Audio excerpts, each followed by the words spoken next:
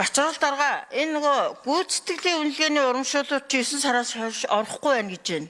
Нийгмийн даатгалын шимтгэлийн өр төлбөр яваад байна гэж байна. Тэгээд нөгөө бичиг хэргийн зардал, захим хэрэглээний зардал, эрүүл мэндийн зардал гэдэг нөгөө бусад зардлууд чи бүгд байхгүй ороогүй байна гэд гомдлууд ирээд байна. Дээрээс нь 5-3 жилийн тэтгэмж орохгүй байна гэж байна. Энэ бүх юмнууд нь хизээ орох вэ гэдгийг асуугаад байна. Багш нар. За. Цулбар гişүү хариулах уу? Саяхтар. За, Бачрал дарга микрофоныг. За, гишүүнээс нэмж тодруулъя.